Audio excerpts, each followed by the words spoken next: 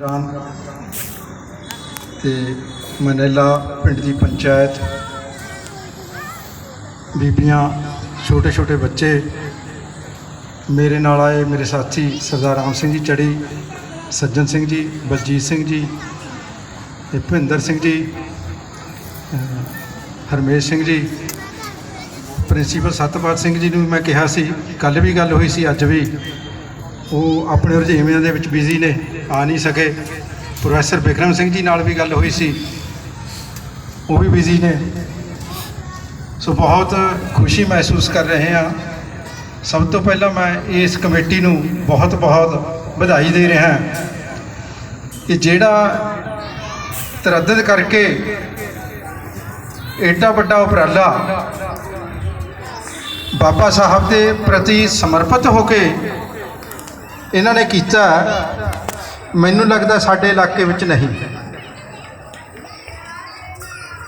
ये भी एक कुर्बानी तो घट नहीं।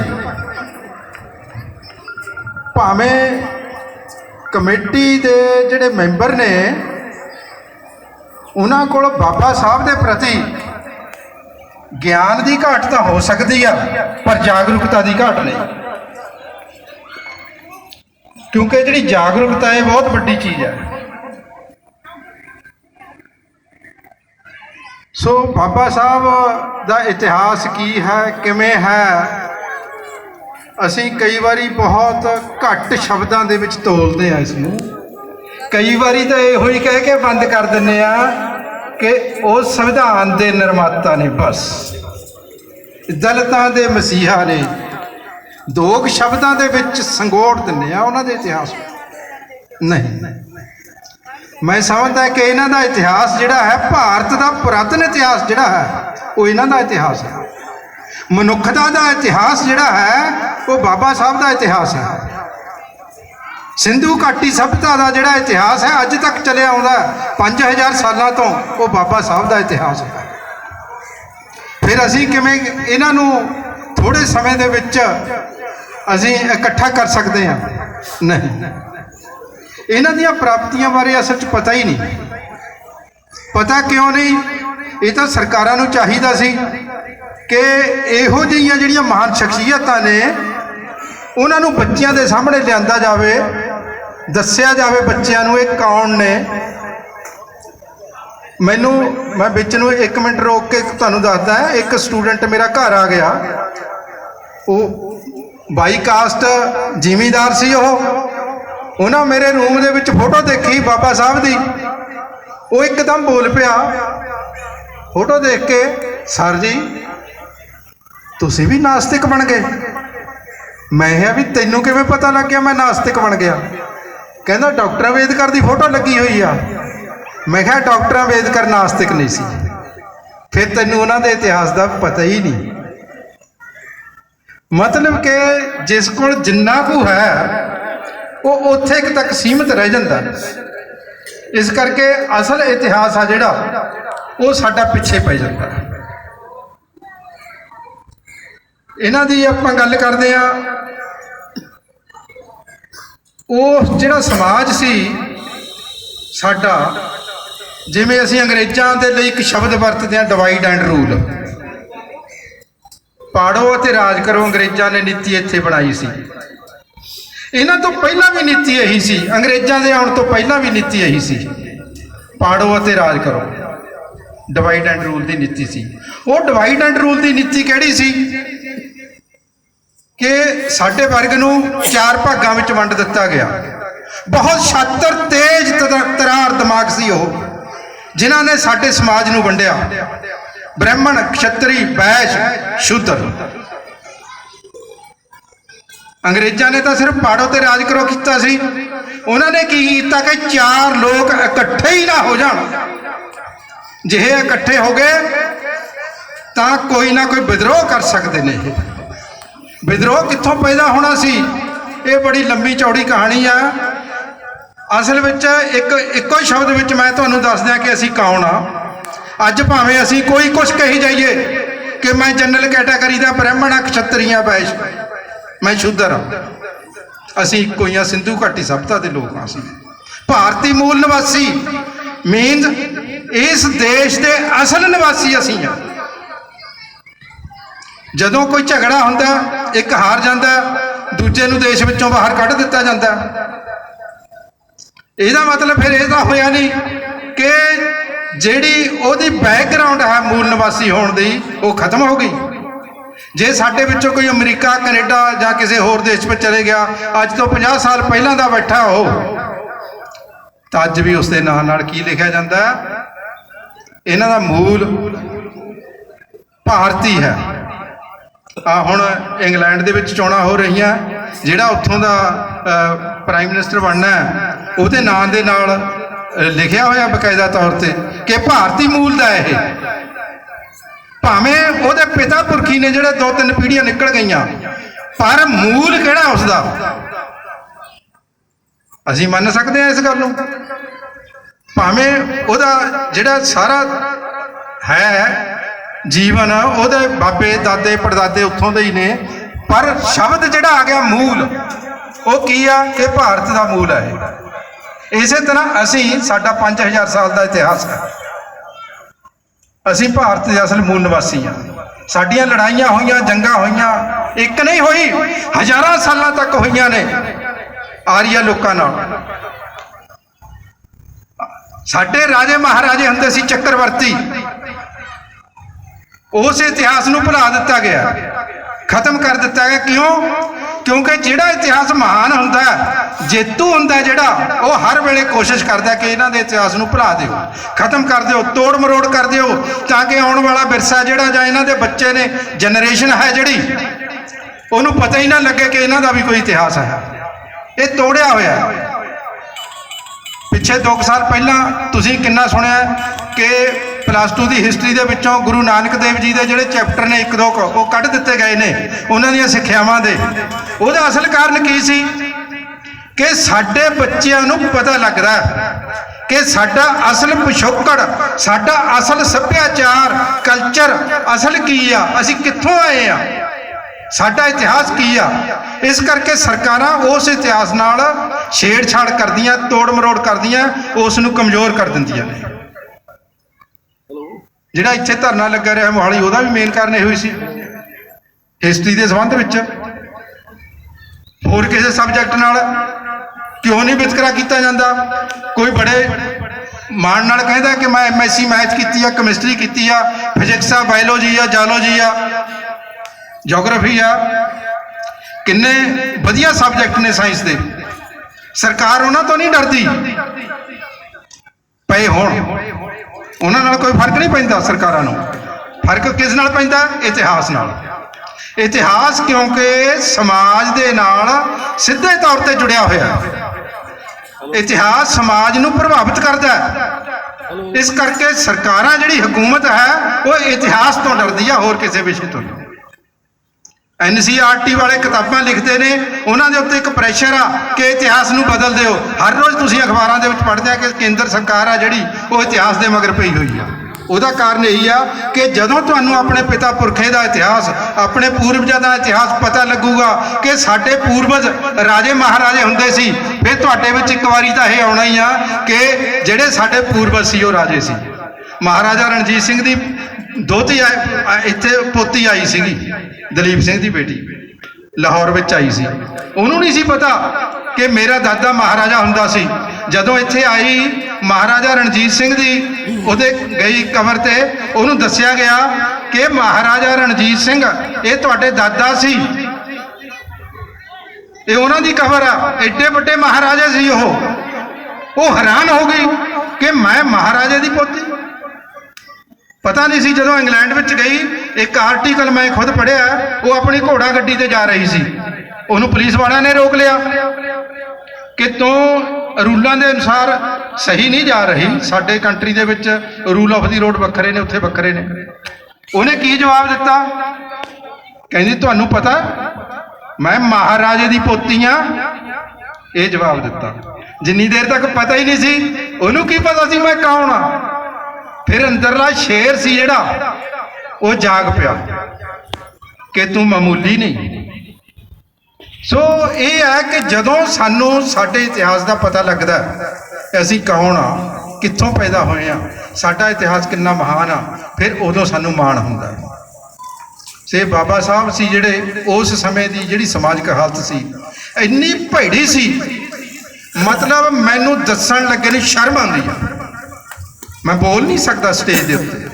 ਇਸ ਤਰ੍ਹਾਂ ਵੰਡਿਆ ਹੋਇਆ ਸੀ, ਇੱਕ ਸਮਾਜ ਨੂੰ ਇੰਨਾ ਨੀਵਾਂ ਦਿਖਾਇਆ ਗਿਆ, ਹਰ ਚੀਜ਼ ਤੋਂ ਵੰਚਿਤ ਕਰ ਦਿੱਤਾ ਗਿਆ, ਪੜ੍ਹਾਈ ਤੋਂ ਵੀ ਵੰਚਿਤ, ਦੇਸ਼ ਦੀ ਰੱਖਿਆ ਕਰਨ ਤੋਂ ਵੰਚਿਤ।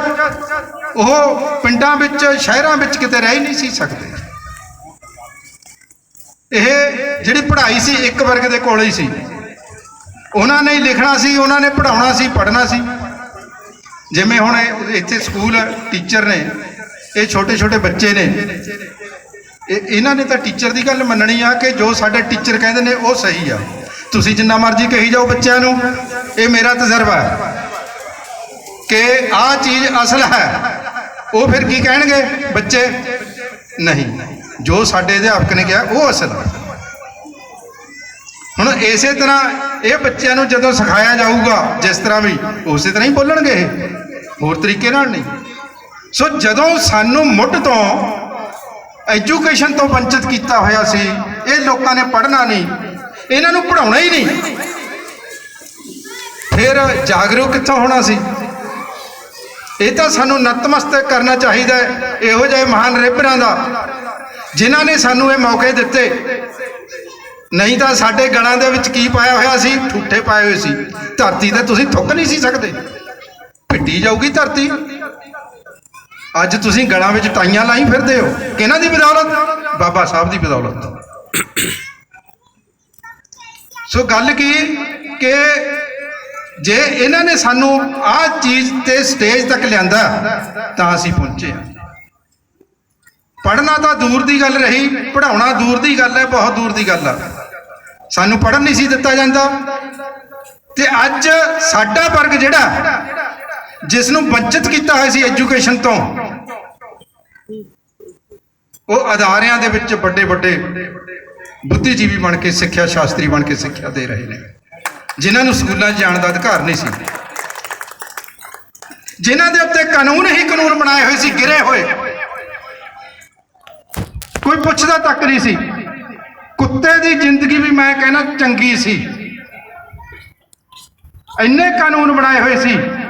ਅੱਜ ਉਹ ਲੋਕ ਜੱਜ ਬਣ ਕੇ ਕੁਰਸੀਆਂ ਦੇ ਉੱਤੇ ਜੇ ਫੈਸਲੇ ਦੇ ਰਹੇ ਨੇ ਤਾਂ ਇਹਨਾਂ ਬਾਬਾ ਸਾਹਿਬ ਦੀ ਬਦੌਲਤ ਦੇ ਰਹੇ ਨੇ।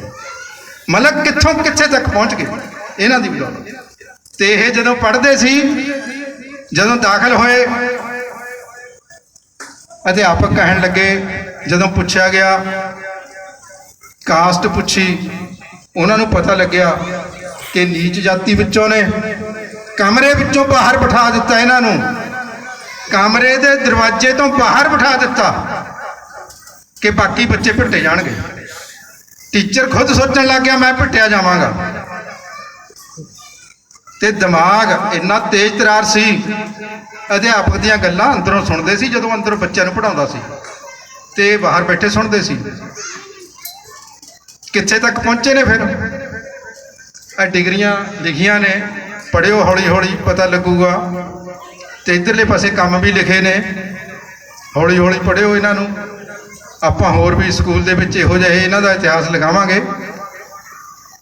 ਸੋ ਗੱਲ ਕੀ ਆ ਕਿ ਸਾਡਾ ਸਮਾਜ ਸੀ ਜਿਹੜਾ, ਉਹ ਦੇਖੋ ਕਿਹੜੇ ਢੰਗ ਨਾਲ ਵੰਡਿਆ। ਕੋਈ ਮੰਨਣ ਵਾਸਤੇ ਹੀ ਤਿਆਰ ਨਹੀਂ ਪੂਰੇ ਵਿਸ਼ਵ ਦੇ ਵਿੱਚ ਕਿ ਇਸ ਤਰੀਕੇ ਦਾ ਹੋ ਹੀ ਨਹੀਂ ਸਕਦਾ। ਮਨੁੱਖ ਕਿੱਥੋਂ ਜਨਮ ਲੈਂਦਾ ਹੈ? ਬੱਚਾ। ਸਾਨੂੰ ਦੱਸਿਆ ਗਿਆ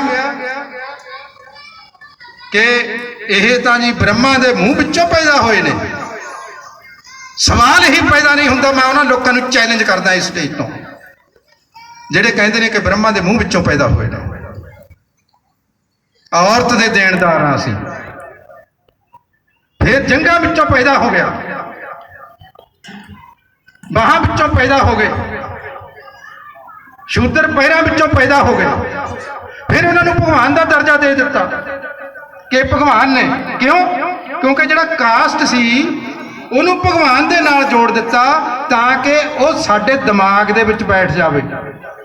ਸਾਡੀ ਮਾਨਸਿਕਤਾ ਜਿਹੜੀ ਇਹ ਮੰਨ ਜਾਵੇ ਕਿ ਹਾਂ ਇਹ ਜਾਤਾਂ ਭਗਵਾਨ ਨੇ ਬਣਾਈਆਂ ਨੇ। ਫਿਰ ਅਸੀਂ ਐਵੇਂ ਕਹੀ ਜਾਂਦੇ ਹਾਂ ਗੋਡ ਇਜ਼ ਵਨ। ਜੇ ਭਗਵਾਨ ਇਸ ਤਰ੍ਹਾਂ ਕਰਦਾ ਉਹ ਭਗਵਾਨ ਨਹੀਂ ਹੈਗਾ। ਭਗਵਾਨ ਤਾਂ ਕਿਸੇ ਨਾਲ ਵਿਤਕਰਾ ਹੀ ਨਹੀਂ ਕਰਦਾ। ਅਸੀਂ ਗੁਰੂ ਗ੍ਰੰਥ ਸਾਹਿਬ ਦੀ ਤਾਬਿਆਂ ਦੇ ਵਿੱਚ ਜਦੋਂ ਜਾਂਦੇ ਹਾਂ ਉੱਥੇ ਸਾਰੇ ਇੱਕ ਨੇ, ਉੱਥੇ ਤਾਂ ਕੋਈ ਵਿਤਕਰਾ ਨਹੀਂ ਹੈਗਾ। ਤੇ ਫਿਰ ਜਿਸ ਨੇ ਸਾਨੂੰ ਡਿਵਾਈਡ ਕੀਤਾ ਜਾਤਾਂ ਦੇ ਵਿੱਚ, ਫਿਰ ਉਹਨੂੰ ਕਿਵੇਂ ਮੰਨਿਆ ਜਾ ਸਕਦਾ? ਨਾ ਸਾਇੰਸ ਕਹਿੰਦੀ ਹੈ ਇਹ ਗੱਲ ਨੂੰ, ਨਾ ਇਤਿਹਾਸ ਕਹਿੰਦਾ ਕਿ ਬੱਚਾ ਮੂੰਹ ਵਿੱਚੋਂ ਜਨਮ ਲੈ ਸਕਦਾ। ਇਸ ਵਾਸਤੇ ਉਹ ਭਗਵਾਨ ਨਹੀਂ, ਉਹ ਤਾਂ ਛਾਤਰ ਦਿਮਾਗ, ਚਾਤਰ ਤੇਜ਼ ਤਰਾਰ ਦਿਮਾਗ ਸੀ ਕਿ ਇਹਨਾਂ ਨੂੰ ਇਸ ਤਰੀਕੇ ਨਾਲ ਵੰਡ ਦਿਓ ਤਾਂ ਕਿ ਯੂਨਾਈਟ ਨਾ ਹੋ ਜਾਣ। ਇੱਕ ਖਤਰਾ ਸੀ, ਉਹ ਖਤਰਾ ਕੀ ਸੀ? ਬਗਾਵਤ ਦਾ, ਵਿਦਰੋਹ ਦਾ। ਇਹ ਵਿਦਰੋਹ ਨਾ ਕਰ ਦੇਣ। ਬਾਬਾ ਸਾਹਿਬ ਨੇ ਵਿਦਰੋਹ ਨਹੀਂ ਕੀਤਾ, ਜੇ ਕੀਤਾ ਤਾਂ ਕਲਮ ਨਾਲ ਕੀਤਾ। ਬਲੱਡਲੈਸ ਰੈਵੋਲੂਸ਼ਨ ਲਿਆਂਦੀ ਇਹਨਾਂ ਨੇ। ਜਿਹੜੀ ਇਹਨਾਂ ਨੇ ਰੈਵੋਲੂਸ਼ਨ ਲਿਆਂਦੀ ਆ ਉਸ ਦੇ ਤਹਿਤ ਅੱਜ ਅਸੀਂ ਇੱਥੇ ਬੈਠੇ ਹਾਂ। ਕਲਮ ਨਾਲ, ਹਥਿਆਰ ਨਹੀਂ ਕੋਈ ਵਰਤਿਆ। ਤੁਸੀਂ ਇਹਨਾਂ ਦਾ ਇਤਿਹਾਸ ਪੜ੍ਹ ਕੇ ਦੇਖੋ, ਕੋਈ ਹਥਿਆਰ ਨਹੀਂ ਚੁੱਕਿਆ। ਕਲਮਾਂ ਚੁੱਕੀਆਂ ਨੇ, ਹਰ ਵੇਲੇ ਲਿਖਦੇ ਰਹਿੰਦੇ ਸੀ, ਪੜ੍ਹਦੇ ਰਹਿੰਦੇ ਸੀ। ਜਦੋਂ ਇੰਗਲੈਂਡ ਜਾਂਦੇ ਸੀ ਇੱਕ ਟਰੰਕ ਨਾਲ ਲੈ ਕੇ ਜਾਂਦੇ ਸੀ ਖਾਲੀ, ਤੇ ਉਹ ਭਰ ਕੇ ਲਿਆਉਂਦੇ ਸੀ ਕਿਤਾਬਾਂ ਦਾ, ਪੂਰਾ ਭਰ ਕੇ ਲਿਆਉਂਦੇ ਸੀ। ਜਿੰਨੀਆਂ ਕਿਤਾਬਾਂ ਇਹਨਾਂ ਦੀ ਲਾਇਬ੍ਰੇਰੀ ਦੇ ਵਿੱਚ ਸੀ, ਏਸ਼ੀਆ ਵਿੱਚ ਕੋਈ ਐਡੀ ਵੱਡੀ ਲਾਇਬ੍ਰੇਰੀ ਨਹੀਂ ਸੀ। ਤੇ ਇਹ ਵੀ ਸੀ ਕਿ ਉਹ ਕਿਤਾਬਾਂ ਸੀ ਜਿਹੜੀਆਂ ਉਹ ਸਾਰੀਆਂ ਪੜ੍ਹੀਆਂ ਹੋਈਆਂ ਸੀ ਇਹਨਾਂ ਨੇ, ਇਹ ਨਹੀਂ ਕਿ ਲਿਆ ਕੇ ਰੱਖੀ ਹੈ। ਸੋ ਇਸ ਤਰੀਕੇ ਨਾਲ ਸਾਨੂੰ ਵੰਡਿਆ ਗਿਆ ਤਾਂ ਕਿ ਇਕੱਠੇ ਨਾ ਹੋ ਜਾਣ। ਸੋ ਜੇ 1 ਮਿੰਟ ਵਾਸਤੇ ਮੈਂ ਇਹ ਗੱਲ ਕਰਾਂ, ਮੰਨ ਲਓ ਕਿ ਬ੍ਰਹਮਾ ਭਗਵਾਨ ਨੇ, ਭਗਵਾਨ ਤਾਂ ਵੰਡ ਨਹੀਂ ਸਕਦਾ ਕਿਸੇ ਨੂੰ। ਉਹਦੇ ਘਰ ਵਿੱਚ ਕਿਸੇ ਨਾਲ ਕੋਈ ਵਿਤਕਰਾ ਨਹੀਂ। God is one. ਕੋਈ ਅੱਲਾ ਕਹਿ ਦੋ, ਵਾਹਿਗੁਰੂ ਕਹਿ ਦੋ, ਕੋਈ ਕੁਛ ਕਹਿ ਦੋ, ਰਾਮ ਰਹੀਮ ਕੋਈ ਕੁਛ ਕਹੀ ਜਾਏ, ਇਹ ਤਾਂ ਆਪਣੇ ਮਨ ਦੀ ਸ਼ਰਧਾ ਹੈ, ਨਿਸ਼ਠਾ, ਜੋ ਮਰਜ਼ੀ ਕਹੋ, ਹੈ ਤਾਂ ਇੱਕੋ ਹੀ। ਪਰ ਉਹਨਾਂ ਨੇ ਇਸ ਚੀਜ਼ ਨੂੰ ਭਗਵਾਨ ਨਾਲ ਜੋੜ ਦਿੱਤਾ। ਕਿਸੇ ਦਾ ਬਲੱਡ ਕੱਢ ਕੇ ਦੇਖੋ, ਇੱਕੋ ਹੀ ਆ। ਜਦੋਂ ਕੋਈ ਬਿਮਾਰ ਹੋ ਜਾਂਦਾ, ਖੂਨ ਦੀ ਲੋੜ ਪੈਂਦੀ ਆ, ਉਦੋਂ ਅਸੀਂ ਮਿਹਨਤਾਂ ਕਰਦੇ ਆ ਜੀ ਸਾਨੂੰ ਖੂਨ ਚਾਹੀਦਾ। ਕੋਈ ਪੁੱਛਦਾ ਕਿ ਕਿਹੜੀ ਜਾਤੀ ਦਾ ਖੂਨ ਆ ਇਹ? ਉੱਥੇ ਤਾਂ ਗਰੁੱਪ ਦੇਖਿਆ ਜਾਂਦਾ ਹੈ, ABC। ਉੱਥੇ ਇਹ ਨਹੀਂ ਪੁੱਛਿਆ ਜਾਂਦਾ ਕਿਹੜੀ ਜਾਤੀ ਦਾ ਖੂਨ ਆ। ਇਹ ਜਾਤੀਆਂ ਦੇ ਵਿੱਚ ਵੰਡਣ ਤੋਂ ਭਾਵ ਇਹ ਸੀ ਕਿ ਇਹਨਾਂ ਲੋਕਾਂ ਨੂੰ ਪਾੜ ਦਿਓ। ਇਹਨਾਂ ਦਾ ਜਿਹੜਾ ਰਾਜ ਭਾਗ ਹੈ ਦੇਸ਼ ਦੇ ਵਿੱਚ, ਇਹਨਾਂ ਦੇ ਦਿਮਾਗ ਦੇ ਵਿੱਚੋਂ ਇਹ ਗੱਲ ਨਿਕਲ ਜਾਵੇ ਕਿ ਅਸੀਂ ਮੂਲ ਨਿਵਾਸੀ ਨਹੀਂ ਦੇਸ਼ ਦੇ, ਅਸਲੀ ਮੂਲ ਨਿਵਾਸੀ ਆਰੀਆ ਲੋਕ ਨੇ।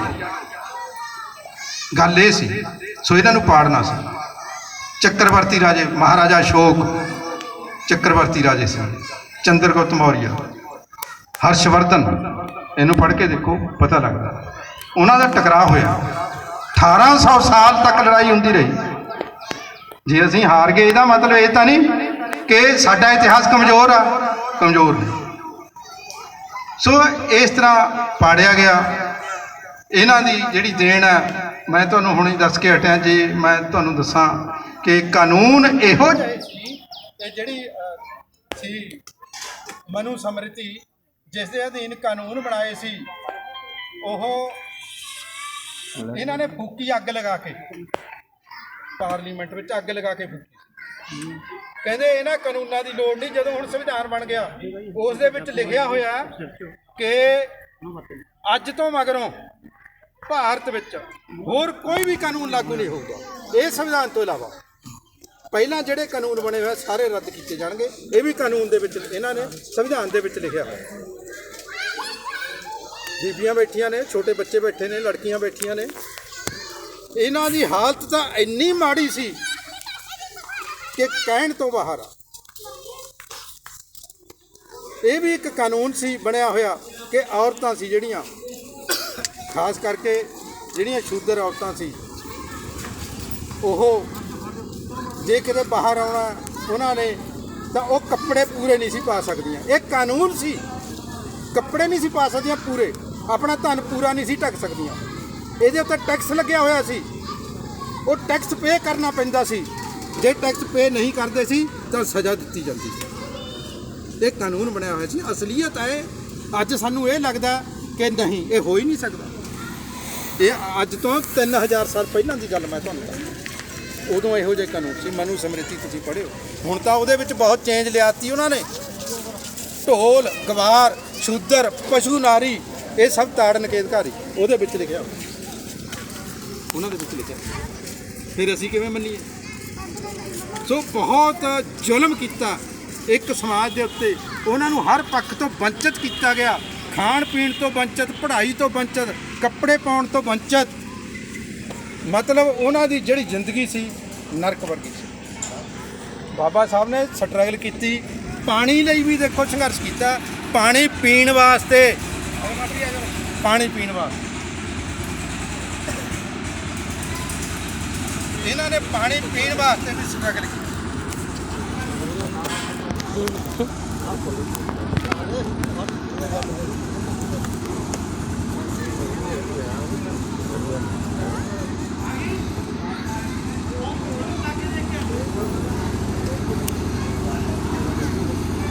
ਪਾਣੀ ਦੇਖ ਲਓ, ਪਾਣੀ ਪੀਣਾ ਆਪਾਂ ਨੇ, ਪਿਆਸ ਲੱਗੀ ਆ, ਪਾਣੀ ਪੀਣ ਦਾ ਅਧਿਕਾਰ ਤੱਕ ਨਹੀਂ ਸੀ। ਪਾਣੀ ਪੀਣ ਤੱਕ ਦਾ। ਮਹਾੜ ਤਲਾਬ ਦੇ ਵਿੱਚ ਜਦੋਂ ਗਏ, ਫਿਰ ਉਹਨਾਂ ਨੇ ਦੇਖਿਆ ਉਹ ਕਿੱਥੇ ਚੱਲਦੇ ਆ।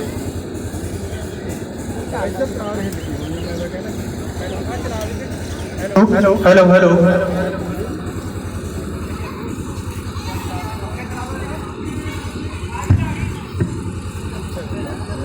ਪਾਣੀ ਦਾ ਅਧਿਕਾਰ ਨਹੀਂ ਸੀ।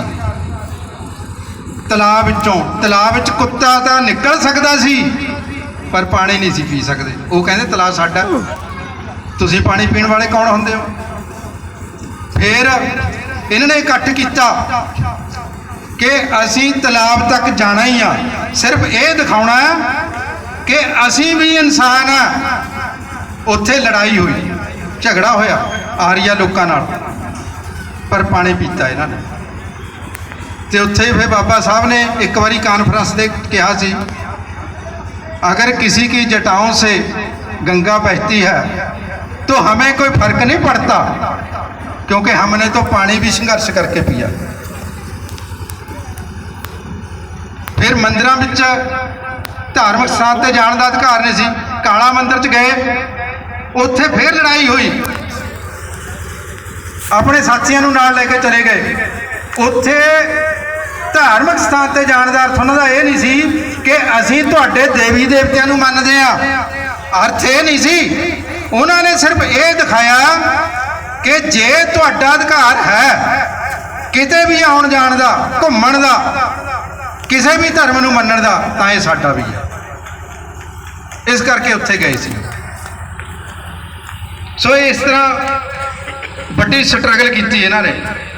कई बारी असी मैं इत्थे तुहानूं दस दियां, ये पूना पैक्ट की गल करा, कई साथी इस ते बहस करन लग जाते ने कि इन्हां नूं रिजर्वेशन दित्ती हुई आ, ये रिजर्वेशन के जरिए ये उत्ते पहुंचे ने।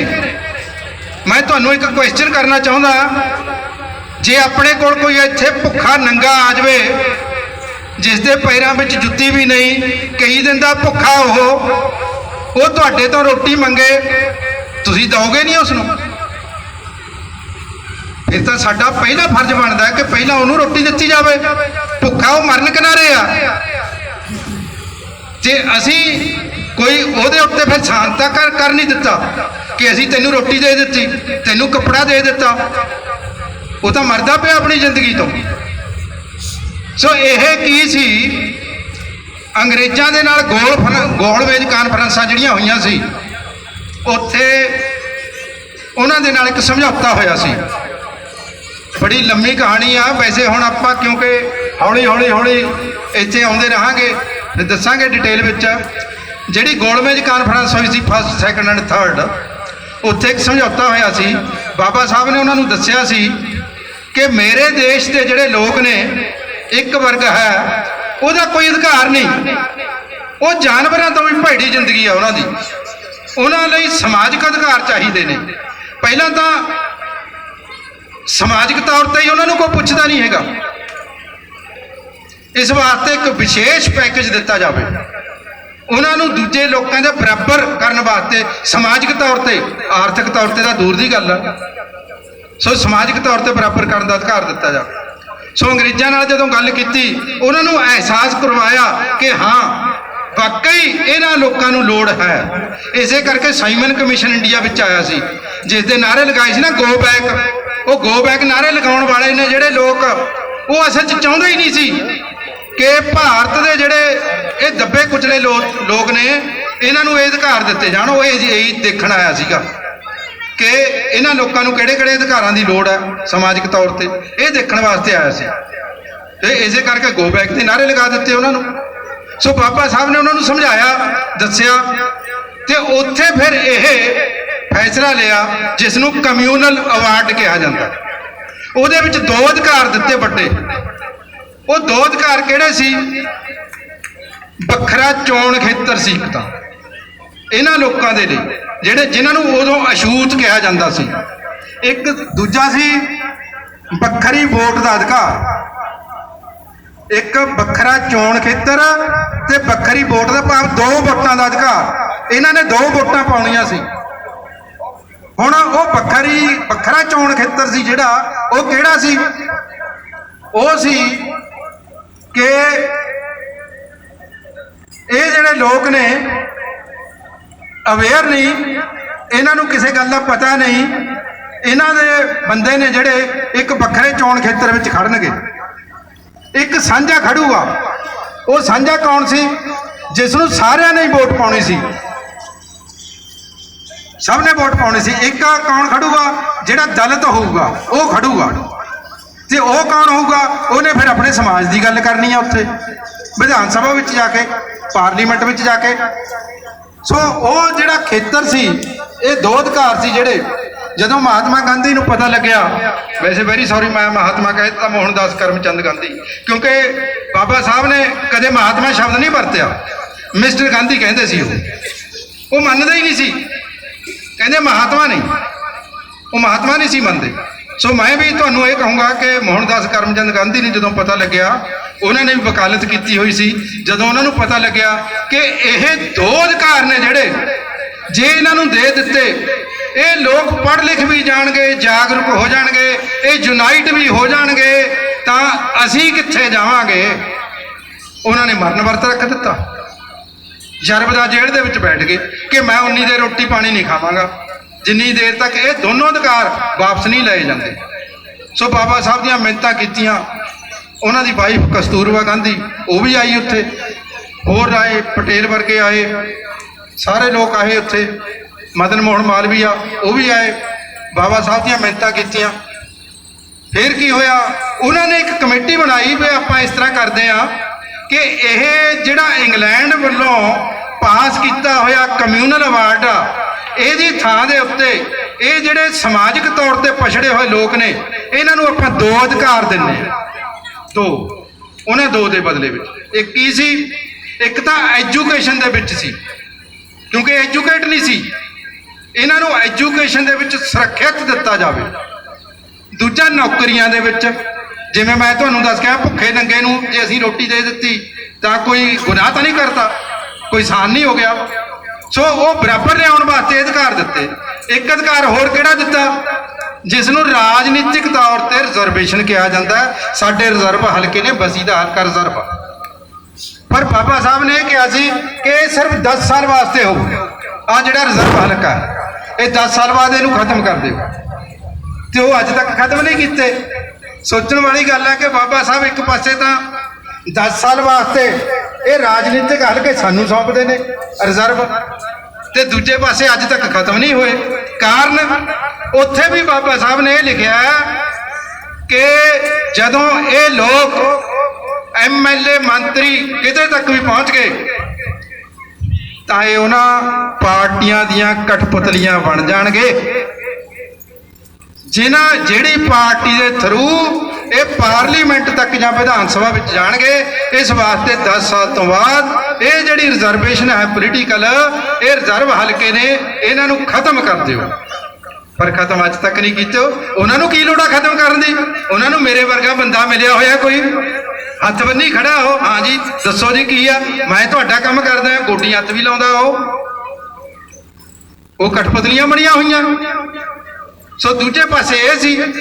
ਸੋ ਇਹ ਮੈਂ ਕਹਿ ਸਕਦਾ ਦਾਅਵੇ ਨਾਲ ਕਿ ਭਾਰਤ ਸਰਕਾਰ ਦੇ ਵਿੱਚ ਇੱਕ ਹਿੱਸਾ ਹੈ, ਉਹ ਹਿੱਸਾ ਜਿਹੜਾ ਬਾਬਾ ਸਾਹਿਬ ਨੇ ਰੱਖਿਆ ਹੋਇਆ, ਉਹਦੇ ਬਦਲੇ ਵਿੱਚ ਵਿਆਜ ਮਿਲਦਾ। ਵਿਆਜ, ਇਹ ਤਾਂ ਵਿਆਜ ਆ ਮੂਲ ਦਾ। ਭਾਈ ਵਿਆਜ ਨਹੀਂ ਦੇਣਾ, ਮੂਲ ਦਿਓ। ਬਾਬਾ ਸਾਹਿਬ ਨੇ ਲਿਖਿਆ ਹੋਇਆ।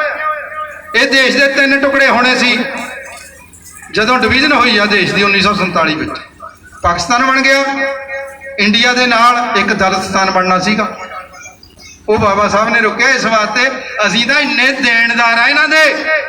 ਉਹ ਲੋਕ ਜਿਨ੍ਹਾਂ ਨੇ ਜਾਤਾਂ ਬਣਾਈਆਂ, ਬ੍ਰਾਹਮਣ, ਖੱਤਰੀ, ਵੈਸ਼, ਸ਼ੂਦਰ, ਉਹਨਾਂ ਨੂੰ ਤਾਂ ਇਹਨਾਂ ਦੇ ਚਰਨਾਂ ਵਿੱਚ ਗਿਰ ਕੇ ਨਤਮਸਤਕ ਹੋਣਾ ਚਾਹੀਦਾ ਕਿ ਇਹਨਾਂ ਨੇ ਦੇਸ਼ ਨੂੰ ਫਟਣ ਨਹੀਂ ਦਿੱਤਾ, ਪਾੜਿਆ ਨਹੀਂ, ਇੱਕ ਰੱਖਿਆ, ਆਪਣੀ ਆਹੂਤੀ ਦੇ ਦਿੱਤੀ, ਆਪਣੇ ਬੱਚਿਆਂ ਦੀ ਆਹੂਤੀ ਦੇ ਦਿੱਤੀ।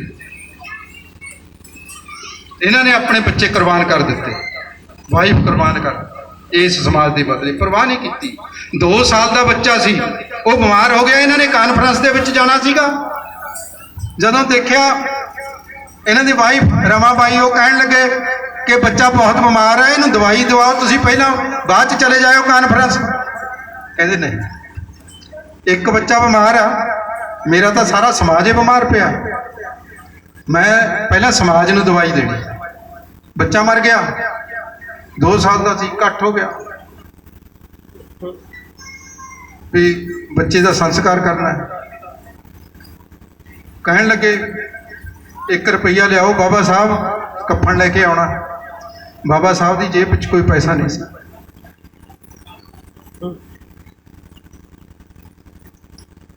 ਔਰਤਾਂ ਕਹਿਣ ਲੱਗੀਆਂ